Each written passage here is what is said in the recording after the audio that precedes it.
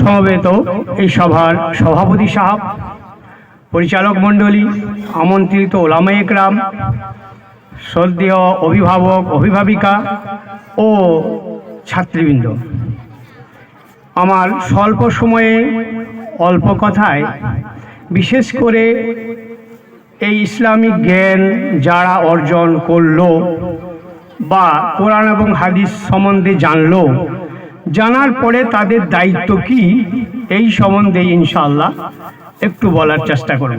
আল্লাহ তাআলা সূরা নম্বর 9 আয়াত নম্বর 122 বলেছেন যে ওমা কানাল মুমিনুনা লিয়ানফিরু কাফাতান ফালাউলা নাফারা মিন কুল্লি ফিরকাতিন মিনহুম তাইফাতুল লিয়াতাফাক্কাহু ফিদ্দীন।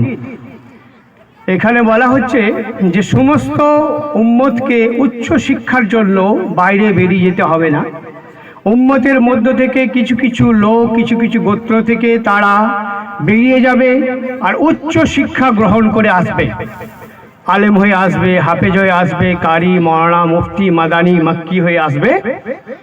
আর আসার পরে তারা তাদের সম্প্রদায়কে ভয় দেখাবে। লিইনদিরু কওমাহু ইজা রাজাউ ইলাইহিম, যখন তারা ফিরে আসবে তারা তাদের সম্প্রদায়কে ভয় দেখাবে, যাতে করে সম্প্রদায়ের লোক ভয়ে ভীত সন্ত্রাসিত হয় এবং তারা সঠিক রাস্তা পায়।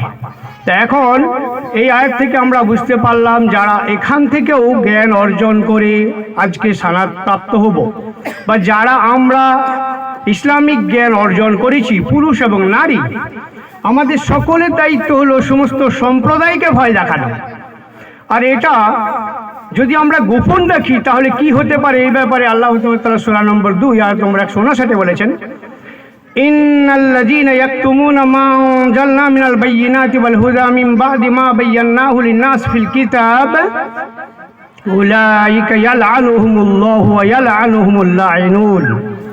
যারা আল্লাহ তাআলার পক্ষ থেকে আগত হেদায়েতের কথা কিতাবে এসে যাওয়ার পরে নিজেরা জানার পরেও বিশ্বের মানব সকলকে জানানোর দরকার ছিল কিন্তু জানালো না, যারা নিজেদের ভিতরেই গোপন করে রাখলো, তাদের উপরে আল্লাহ তাআলার পক্ষ থেকে অভিশাপ বর্ষণ হয় এবং অভিশাপকারীদেরও অভিশাপ বর্ষণ হয়। তার মানে কোরআন এবং হাদিসের জ্ঞান যেটা আমরা অর্জন করলাম এটা বিশ্বের মানুষের আমানত। তার মানে বিশ্বের মানুষকে দিতে হবে। যদি নিজেদের ভিতরেই গোপন করে রেখে দিই তাহলে কিন্তু আল্লাহ তাআলার পক্ষ থেকে আমাদের উপরে অভিশাপ বর্ষণ হবে, আল্লাহ তাআলার পক্ষ থেকে লানত বর্ষণ হবে। ফলে এই লানত থেকে বাঁচার জন্য আমরা সর্বত্রে সবসময় সমস্ত জাতির কাছে এই ইসলামের কথা প্রচার করার চেষ্টা করব। বিশ্বে যত মুসলিম এবং অমুসলিম আছে সকলের কাছে ইসলামের কথা প্রচার করার চেষ্টা করব। যদি না করি তাহলে কি ধরনের আযাব আসতে পারে, বা এর পূর্বে কোনো সম্প্রদায় বনি ইসরাইল তারা করেনি, তাদের কি হয়েছিল সেই ব্যাপারে আল্লাহ তাআলা বলেছেন সূরা নম্বর 5 সূরা মায়েদা আয়াত নম্বর 78-79। আল্লাহ তাআলা বলছেন, লুইনাল্লাযীনা কাফারু মিন বানি ইসরাঈল আলা লিসানি দাউদ ঈসা ইবনে মারইয়াম যালিকা বিমা আসাউ ওয়া কানু ইয়াতাদুন কানু লা ইয়াতানাহাউনা মুনকারিন ফাআলুহু লাবিসা মা কানু ইয়াফআলুন। এই আয়াত আল্লাহ তাআলা বলছেন তাদের উপরে দুইজন নবীর পক্ষ থেকে তাদের সম্প্রদায়ের উপরে অভিশাপ বর্ষণ হলো। একজন নবী হলেন দাউদ আলাইহিস সালাম আর একজন ঈসা ইবনে মারইয়াম আলাইহিস সালাম। দুজনই তাদের সম্প্রদায়ের উপর অভিশাপ বর্ষণ করেছিলেন। কারণ কি ছিল, যে তাদের চোখের সামনে অন্যায় কাজ হতো, শিরকের কাজ হতো, গুনার কাজ হতো, কিন্তু তারা নিষেধ করতো না। তারা তাদের চোখের সামনে অন্যায় কাজ হওয়া সত্ত্বেও মানুষদেরকে বিরত রাখার চেষ্টা না করার জন্য তাদের উপরে অভিশাপ বর্ষণ হয়েছে। তো বর্তমানেও আমাদের চোখের সামনে কোনো জায়গায় শিরকের কাজ হচ্ছে, গুনার কাজ হচ্ছে, তাদের চোখের সামনে অন্যায় কাজ হতো, শিরকের কাজ হতো, গুনার কাজ হতো, কিন্তু তারা কাউকে নিষেধ করতো না। এই নিষেধ না করার জন্য তাদের উপরে আল্লাহ তাআলার পক্ষ থেকে অভিশাপ বর্ষণ হয়েছিল এবং নবীদের পক্ষ থেকে অভিশাপ বর্ষণ হয়েছিল। ফলে আমাদের চোখের সামনে ওই রকম ধরনের কোনো অন্যায় কাজ হলে আমরা শরীয়ত সম্মত কোরআন এবং হাদিস থেকে তাদেরকে বোঝানোর চেষ্টা করব। আমরা যে জ্ঞান অর্জন করলাম এই জ্ঞান এই জ্ঞান আমরা সর্বত্রে বিতরণ করব, আর না করলে আল্লাহ তাআলার পক্ষ থেকে কি হবে? অভিশাপ বর্ষণ হবে, এবং নবীদের পক্ষ থেকে অভিশাপ বর্ষণ হবে, সালেহীনদের পক্ষ থেকে অভিশাপ বর্ষণ হবে। এখন একটা পয়েন্ট আমাদের মনে রাখতে হবে, বর্তমানে ভারতবর্ষে তথা আমাদের উপরে অলরেডি বিভিন্ন ধরনের আযাব চলে এসছে। এই সমস্ত আযাব থেকে কি করে আমরা বাঁচতে পারি, এর উপরে লাস্ট একটা পয়েন্ট আমাদেরকে মনে রাখতে হবে। সেটা হলো সূরা নম্বর 72, সূরা জিন, আয়াত নম্বর 22 এবং 23। আল্লাহ তাআলা এই আয়াতে বলছেন, কুল ইন্নী লা ইউজিরানি মিনাল্লাহি আহাদ ওয়া লান আজিদু মিন দুনিহি মুলতাহাদা ইল্লা বালাগাম মিনাল্লাহি ওয়া রিসালাহ। হে রাসূল, আপনি বিশ্বের মানব সকলকে জানিয়ে দেন যে আমার নিরাপত্তা কেউ দেবে না, আমার সুরক্ষা কেউ দেবে না। আমার নিরাপত্তা, আমার সুরক্ষা শুধু দেবেন আল্লাহ তাআলা। কিসের পরিবর্তে? বালাগাম মিনাল্লাহি ওয়া রিসালাহ। আল্লাহ তাআলার পক্ষ থেকে যা কিছু অবতীর্ণ হয়েছে সেটা আমি বিশ্বের মানুষের কাছে পৌঁছে দেব, আর পৌঁছে দেওয়ার পরিবর্তে আল্লাহ তাআলা আমাকে সুরক্ষা দেবেন। বর্তমানে ভারতবর্ষের মুসলমানদের কোনো সুরক্ষা নেই, কেউ সুরক্ষা দিতে পারবে না। আমাদের মসজিদের কোনো সুরক্ষা নেই, মাদ্রাসার কোনো সুরক্ষা নেই, আমাদের ইমানি কোনো সুরক্ষা নেই, আমাদের জেনারেশনের কোনো সুরক্ষা নেই। এই সুরক্ষা যদি আমরা পেতে চাই, বর্তমানে ভারতবর্ষে যা পরিস্থিতি আছে, সর্বত্রে মুসলমানদের উপরে অত্যাচারের স্টিম রোলার অলরেডি চালানো শুরু হয়ে গেছে। এই রকম পরিস্থিতিতে যদি আমাদেরকে বাঁচতে হয়, তাহলে এই কাজটাই করতে হবে যেটা আল্লাহ তাআলা রাসূল সাল্লাল্লাহু বলেছেন। সেটা কি? বালাগাম মিনাল্লাহি ওয়া রিসালাহ। আল্লাহ তাআলার পক্ষ থেকে আমরা যে যতটা জ্ঞান পেয়েছি, আপনি কোরআন এবং হাদিস থেকে যতটা জ্ঞান পেয়েছেন, আপনার ইহাতা মোতাবেক, আপনার সামর্থ্য মোতাবেক আপনাকে কিন্তু সেই জ্ঞান বিতরণ করতেই হবে।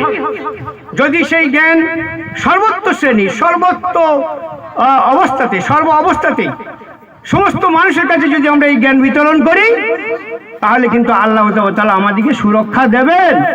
আমাদের মাদ্রাসার সুরক্ষা হবে, আমাদের মসজিদের সুরক্ষা হবে, আমাদের ইমানি সুরক্ষা হবে, আমাদের জেনারেশনের সুরক্ষা হবে।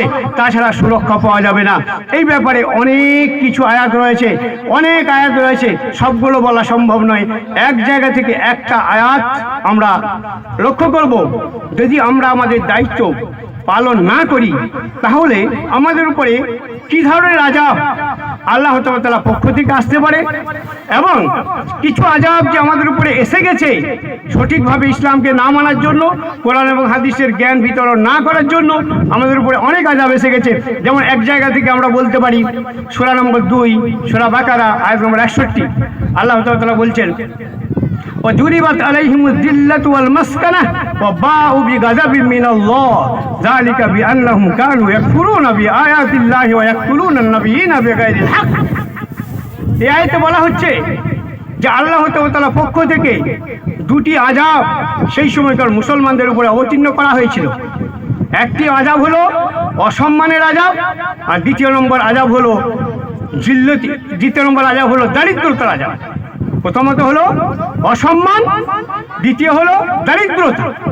এই দুটি আযাব আল্লাহ তাআলার পক্ষ থেকে অবতীর্ণ করা হয়েছিল। কারণ কি ছিল? সেই সময়কার মুসলমানরা সঠিকভাবে ইসলামকে মানেনি। সেই সময়কার বনী ইসরাইল যারা, তারা কিন্তু আল্লাহর হুকুমকে সঠিকভাবে মানেনি, অস্বীকার করেছিল, অমান্য করেছিল, তাচ্ছিল্য করে চলেছিল, দাম্ভিকতার সাথে চলেছিল বলে আল্লাহ তাআলার পক্ষ থেকে এই আযাব এসেছিল, এবং আল্লাহ তাআলার গজবে তারা কিন্তু ঘেরাও হয়ে গেছিল। তো ভাই, বর্তমানে যদি আমরা আমাদের উপরে যে দায়িত্ব রয়েছে সেই দায়িত্ব পালন করি, তাহলে কিন্তু আল্লাহ তাআলার এই সমস্ত আযাব থেকে বাঁচতে পারবো, আর আযাব থেকে বেঁচে গিয়ে আমরা বলিষ্ঠভাবে জীবনযাপন করতে পারবো। আর আমরা যদি আমাদের দায়িত্ব পালন না করি, তাহলে কিন্তু আমরা ইমান নিয়ে, ইসলাম নিয়ে বাঁচতে পারবো না। এর উপরে একটা আয়াত আমরা বলতে পারি, সূরা নম্বর 8, সূরা আনফাল, আয়াত নম্বর 30। যাদের আমানত তাদের কাছে যদি না দিই, তাদের পক্ষে থেকে কি ধরনের আযাব আসতে পারে এই ব্যাপারে এখানে বলা হয়েছে ওয়াইজ ইয়ামকুরু বিকাল্লাযিনা কাফারু লিসবিতুকা আও ইয়াকতুলুকা আও ইখরিজুকা ওয়া ইয়ামকুরুনা ওয়া ইয়ামকুরুল্লাহ আল্লাহু খায়রুল মাকিরিন। এই আয়াতে এটা এরকমও বলা যাবে যে যাদের আমানত তাদের কাছে যদি না দিই তারা আমাদের বিরুদ্ধে কি প্ল্যানিং করতে পারে, আমাদের উপরে কি ধরনের ষড়যন্ত্র করতে পারে সেটা এখানে বলা হয়েছে। এটা বলা হয়েছে যে তারা প্ল্যানিং করলো, ওই সমস্ত অমুসলিম ভাইরা প্ল্যানিং করলো, কারণ এই আমানত কার ভাই? মুসলমানদের কাছে আজকে আমাদের কোরআন এবং হাদিসের জ্ঞান আছে, কিন্তু আমানত কার? অমুসলমান ভাইদের আমানত। তো তাদের পক্ষ থেকে প্ল্যানিং শুরু হবে যে মুসলমানদেরকে, বিশেষ করে রসুলকে, রসুলের ব্যাপারে এসছে, রসুল মানেই মুসলমান, তার মানে মুসলমানদেরকে ধরো আর জেলে বন্দি করো, লিস্ট বিতুকা, এক নম্বর হয়ে গেল। দ্বিতীয় নম্বর আও ইয়াকতুলুকা, মুসলমানদেরকে ধরো আর কতল করো। অন্য আরেকটা তৃতীয় নম্বর হলো আও ইখরিজুকা, তাদেরকে বের করে দাও তাদের জায়গা থেকে।